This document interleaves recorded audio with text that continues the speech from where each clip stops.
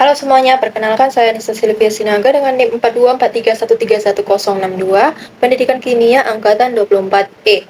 Pada kesempatan ini saya akan menjelaskan materi mengenai filsafat sebagai sistem etika. Materi ini penting karena melalui filsafat kita dapat memahami dasar-dasar moral yang mengarahkan perilaku manusia. Filsafat membantu kita berpikir lebih mendalam tentang apa yang benar, apa yang salah, dan mengapa suatu tindakan harus dilakukan atau dihindari.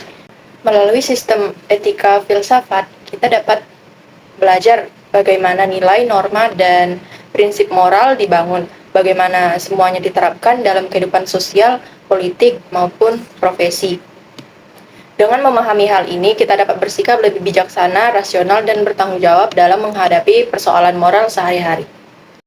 Etika adalah ilmu yang membahas tentang baik dan buruknya perbuatan manusia. Etika menilai apakah suatu tindakan dapat diterima secara moral atau tidak berdasarkan nilai, norma, dan prinsip moral yang berlaku di masyarakat. Etika juga bicara mengenai hak, kewajiban, dan tanggung jawab serta moral seseorang dalam kehidupan sehari-hari. Jadi etika itu membantu kita dalam melakukan tindakan yang tepat dan bermoral. Etika berbeda dengan etiket. Etiket itu lebih ke tata krama atau sopan santun. Misalnya cara bicara yang baik, cara bersikap, atau kebiasaan yang sopan yang berlaku di masyarakat. Sementara etika jauh lebih mendasar karena membahas benar atau salahnya suatu tindakan secara moral. Etika berlaku meskipun tidak ada seseorang yang melihat, sedangkan etiket biasanya berlaku dalam konteks sosial. Jadi ketika etika menyentuh moralitas, sedangkan etiket menyentuh kesopanan. Menurut Bertens, ada 4 poin penting.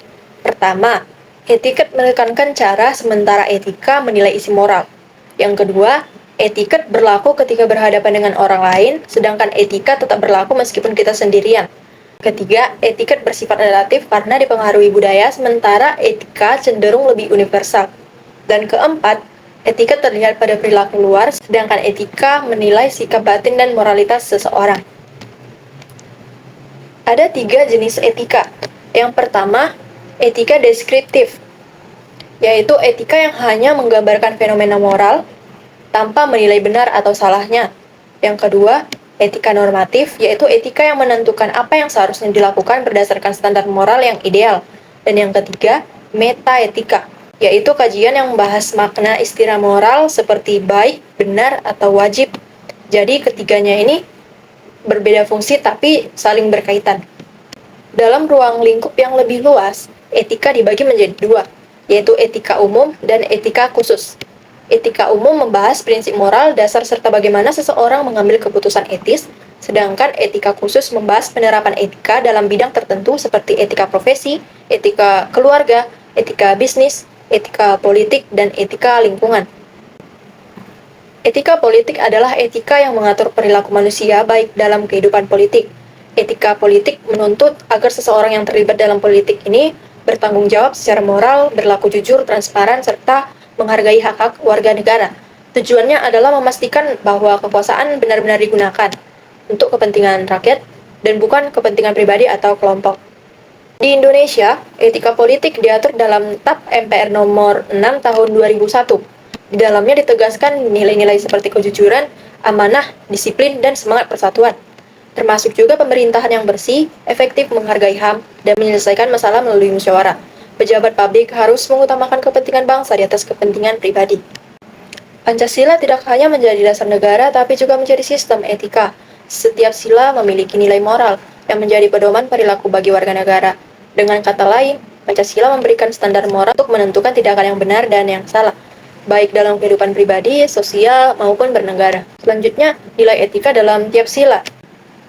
Dalam sila pertama, sebagaimana nilai etika berkaitan dengan ketakwaan, kejujuran, dan menjauhi perbuatan tercela. Sila kedua menekankan penghormatan terhadap martabat manusia, empati, dan perlakuan yang adil.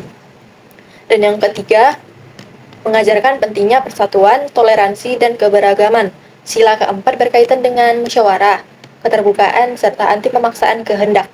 Dan sila yang kelima menuntun kita untuk bersikap adil, bergotong royong, dan berusaha mewujudkan kesejahteraan bersama. Adapun tujuan utama Pancasila sebagai sistem etika ialah menjadi landasan moral dalam bertindak, baik dalam kehidupan pribadi, sosial, budaya, politik, maupun dalam penyelenggaraan negara. Pancasila ini bertujuan untuk membentuk warga negara yang berkarakter, berintegritas, dan bertanggung jawab. Selain itu, Pancasila juga menjadi acuan moral bagi pemerintahan agar kebijakan yang dibuat tetap sesuai dengan nilai-nilai bangsa. Berdasarkan TAP MPR 6 tahun 2001, ruang lingkup etika kehidupan berbangsa mencakup beberapa bidang, yaitu etika sosial dan budaya, etika politik dan pemerintahan, etika ekonomis dan bisnis, etika penegakan hukum, etika ilmu pengetahuan, serta etika lingkungan hidup. Semua ini menunjukkan bahwa etika harus hadir dalam setiap aspek kehidupan masyarakat. Dalam bidang sosial dan budaya, etika menekankan nilai kejujuran, saling menghargai, kepedulian, serta budaya malu ketika melakukan kesalahan. Etika juga mendorong masyarakat untuk tetap kreatif dan terbuka, tetapi tetap berpegang pada nilai-nilai Pancasila. Selain itu, pemimpin diharapkan memberikan keteladanan bagi masyarakat. Sementara itu, dalam bidang politik dan pemerintahan, etika menuntut penyelenggara negara untuk bersikap transparan, akuntabel, dan berpihak pada kepentingan rakyat. Pejabat publik harus menjauhi perilaku korupsi, manipulasi, dan penyalahgunaan kekuasaan. Etika juga menekankan pentingnya musyawarah dan kebijakan yang mengutamakan kepentingan bersama. Sebagai penutup, etika profesi kependidikan merupakan fondasi penting bagi seorang guru. Etika tidak hanya membimbing kita untuk bertindak profesional, tetapi juga membentuk karakter agar dapat menjadi teladan bagi peserta didik. Etika tidak hanya membimbing kita untuk bertindak profesional, tapi juga membentuk karakter agar dapat menjadi teladan moral bagi peserta didik. Karena itu, memahami dan menerapkan etika sejak dini merupakan langkah yang penting untuk menciptakan lingkungan pendidikan yang manusiawi, berkarakter, dan berorientasi pada kebaikan bersama. Harapannya, kita semua dapat menjadi pendidik yang berintegritas dan mampu berkontribusi bagi kemajuan pendidikan Indonesia. Sekian dari saya, terima kasih.